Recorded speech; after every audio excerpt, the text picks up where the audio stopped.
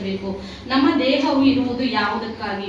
ನಮಗೆ ಕೊಟ್ಟಿರುವ ಈ ದೇಹವನ್ನು, ಈ ಆಕಾರವನ್ನು ಕೊಟ್ಟಂತ ದೇವರು ನಾವು ಏನು ಮಾಡುತ್ತಿದ್ದೇವೆ ಎಂದು ನಮಗೆ ತಿಳಿಯದೆ ಹೋಗಿದೆ.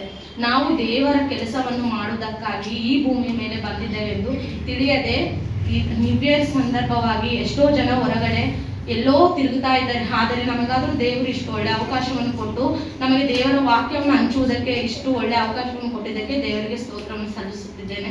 ಅದೇ ರೀತಿಯಾಗಿ ದೇವರು ನಮಗೆ ಕೊಟ್ಟಿರುವ ಅವಕಾಶವನ್ನು ನಾವು ಉಪಯೋಗಿಸಿಕೊಳ್ಳಬೇಕು. ಅದೇ ರೀತಿಯಾಗಿ ದೇವರನ್ನು ಯಾವ ರೀತಿಯಾಗಿ ಮಹಿಮೆ ಪಡಿಸಬೇಕೆಂದು ನಾವು ವಾಕ್ಯವನ್ನು ನೋಡುವುದಾದರೆ 1 ಕೊರಿಂಥ 6ನೇ ಅಧ್ಯಾಯ 20ನೇ ವಚನದಲ್ಲಿ ಏನೆಂದು ಬರೆಯಲ್ಪಟ್ಟಿದೆ ಅಂದರೆ, ನೀವು ನಿಮ್ಮ ಸೊತ್ತು ಅಲ್ಲ, ನೀವು ಕ್ರಿಯಕ್ಕೆ ಕೊಡಲ್ಪಟ್ಟವರು. ಆದ ಕಾರಣ ನಿಮ್ಮ ದೇಹದಿಂದ ದೇವರನ್ನು ಪ್ರಭಾವವನ್ನು ಪ್ರಕಾಶಪಡಿಸಬೇಕು. ದೇವರ ಪ್ರಭಾವವನ್ನು ಯಾವ ರೀತಿಯಲ್ಲಿ ಪ್ರಕಾಶಪಡಿಸಬೇಕು? ನಮಗಿರುವ ತಲಾಂತಿನಲ್ಲಿ ದೇವರನ್ನು ಪ್ರಖ್ಯಾತಿಪಡಿಸಬೇಕು. ನಮ್ಮ ದೇಹದ ಮೂಲಕವೂ ನಮ್ಮ ನಡೆಯಿಂದಲೂ ನುಡಿಯಿಂದಲೂ ದೇವರನ್ನು ಪ್ರಖ್ಯಾತಿಪಡಿಸಬೇಕು. ಎಷ್ಟೋ ಜನ ದೇವರನ್ನು ಪ್ರಖ್ಯಾತಿಪಡಿಸಿದಂಥ ಬಹಳ ಸೇವಕರು ಇದ್ದಾರೆ, ಬಹಳ ಮಂದಿ ಇದ್ದಾರೆ. ಅವರನ್ನು ನಾವು ಸ್ಫೂರ್ತಿಗೆ ತೆಗೆದುಕೊಂಡು ನಾವು ಯೇಸು ಕ್ರಿಸ್ತನ ಯಾವ ರೀತಿಯಲ್ಲಿ ದೇವರನ್ನು ಮಹಿಮೆ ಪಡಿಸಿದ್ದಾನೆ, ಯೇಸು ಕ್ರಿಸ್ತನಾಗಲಿ, ಅದೇ ರೀತಿಯಾಗಿ ಸ್ಟೆಫೆನು ಆಗಲಿ, ಪೌಲನು ಆಗಲಿ, ಅಪೋಸ್ತಲರಾಗಲಿ, ಯಾರೇ ಆಗಲಿ, ಇವರೆಲ್ಲರೂ ದೇವರನ್ನು ಯಾವ ರೀತಿಯಲ್ಲಿ ಮಹಿಮೆ ಪಡಿಸಿದ್ದಾರೆ ಅದೇ ರೀತಿಯಾಗಿ ನಾವು ದೇವರನ್ನು ಮಹಿಮೆ ಪಡಿಸಬೇಕು. ನಮ್ಮ ದೇಹದ ಮೂಲಕವೂ ದೇವರನ್ನು ಮಹಿಮೆ ಪಡಿಸಬೇಕು. ನಮ್ಮ ದೇಹವು ಯೇಸು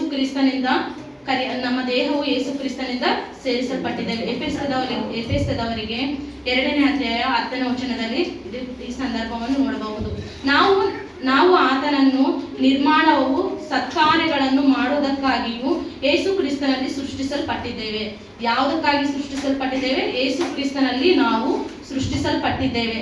ಯೇಸು ಕ್ರಿಸ್ತನು ನಮ್ಮನ್ನು ಜಗತ್ತು ಬುನಾದಿ ಹಾಕುವುದಕ್ಕಿಂತ ಮೊದಲು ತಂದೆಯ ಬಳಿಯಲ್ಲಿದ್ದಂಥ ಯೇಸು ಕ್ರಿಸ್ತನು ಈ ಭೂಮಿಯ ಮೇಲೆ ನಮ್ಮ ಪಾಪಗಳಿಗೋಸ್ಕರ ಬಂದು ಸರ್ವಲೋಕಕ್ಕೆ ಸುವಾರ್ತೆಯನ್ನು ಪ್ರಕಟಿಸಿ ತನ್ನ ದೇಹವನ್ನು ನಮಗೋಸ್ಕರ ಅರ್ಪಿಸಿದ್ದಾನೆ.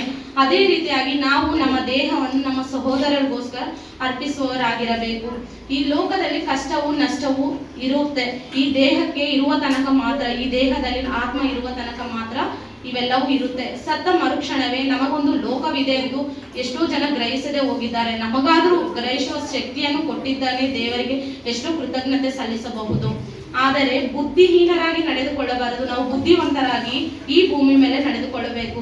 ಯಾಕೆಂದರೆ ಬುದ್ಧಿಹೀನರಾಗಿ ನಡೆದುಕೊಂಡರೆ ನಾವು ಹೋಗುವ ಅಗಾಧವಾದ ಪ್ರಮಾದವಿದೆ. ಆ ಪ್ರಮಾದವನ್ನು ಗ್ರಹಿಸದೆ ಹೋಗಿದ್ದಾರೆ. ಆ ವಾಕ್ಯವನ್ನು ನೋಡುವುದಾದರೆ ಎಫೆಸದವರಿಗೆ 5ನೇ ಅಧ್ಯಾಯ 17ನೇ ವಚನ, ಮತ್ತು ಬುದ್ಧಿಹೀನರಾಗಿ ನಡೆದುಕೊಳ್ಳದೆ ಕರ್ತನ ಚಿತ್ತವೇನೆಂಬುದು ವಿಚಾರಿಸಿ ತಿಳಿದುಕೊಳ್ಳಬೇಕು. ಕರ್ತನ ಚಿತ್ತವು ಏನು? ನಮ್ಮ ಮೇಲೆ ಇಟ್ಟಿರುವ ಭರವಸೆ ಏನು? ನಮ್ಮ ತಂದೆ ತಾಯಿ ಆದರೆ ನಾವು ನಮ್ಮ ಮಕ್ಕಳ ಮೇಲೆ ಎಷ್ಟೋ ಭರವಸೆ ಇಟ್ಕೊಂಡಿರ್ತೀವಿ. ಒಂದು ಓದಿನ ವಿಷಯದಲ್ಲಾಗಲಿ, ಒಂದು ಯಾವುದೇ ವಿಷಯದಾಗಲಿ ನಮ್ಮ ಮಕ್ಕಳ ಮೇಲೆ ಎಷ್ಟು ಭರವಸೆ ಇಟ್ಕೊಂಡಿರ್ತೀವಿ. ಅದೇ ರೀತಿಯಾಗಿ ನಮ್ಮ ತಂದೆಯಾದ ದೇವರು ನಮ್ಮ ಮೇಲೆ ಭರವಸೆ ಇಟ್ಟು ಈ ಭೂಮಿಯ ಮೇಲೆ ಕಳಿಸಿರುವಾಗ ಈ ಭೂಮಿ ಮೇಲೆ ದೇವರು ನಮಗೆ ಕೊಟ್ಟಿರುವ ಈ ಶರೀರದಿಂದ ಮಹಿಮೆ ಪಡಿಸಬೇಕು. ನಮಗೆ ಕೊಟ್ಟಿರುವ ತಲಾಂತಿನಲ್ಲಿ ದೇವರನ್ನು ಮಹಿಮೆ ಪಡಿಸಿ ದೇವರಿಗೆ ಮೆಚ್ಚುಗೆಯಾಗಿಯೂ ಮೀಸಲಾಗಿಯೂ ಸಜೀವ ಯಜ್ಞವಾಗಿಯೂ ನಾವು ಸಮರ್ಪಿಸಬೇಕು. ಅದೇ ರೀತಿಯಾಗಿ ಇನ್ನೊಂದು ವಾಕ್ಯವನ್ನು ನೋಡುವುದಾದರೆ ರೋಮಾಪುರದವರಿಗೆ 12ನೇ ಅಧ್ಯಾಯ 1-2.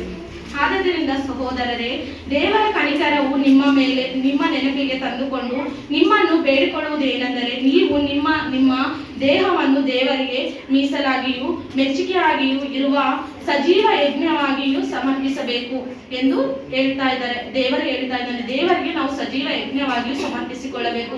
ಯೇಸು ಕ್ರಿಸ್ತನು ಯಾವ ರೀತಿಯಾಗಿ ಸಜೀವ ಯಜ್ಞವಾಗಿ ಸಮರ್ಪಿಸಿದ್ದಾನೆ ಅದೇ ರೀತಿಯಾಗಿ ನಾವು ನಮ್ಮ ದೇಹದ ಮೂಲಕ ಸಜೀವ ಯಜ್ಞವಾಗಿ ಸಮರ್ಪಿಸಬೇಕೆಂದು ಈ ವಾಕ್ಯವನ್ನು ಹೇಳುವುದಕ್ಕೆ ಅವಕಾಶವನ್ನು ಕೊಟ್ಟಂತೆ ನಿಮ್ಮೆಲ್ಲರಿಗೂ ಯೇಸು ಕ್ರಿಸ್ತನ ನಾಮದಲ್ಲಿ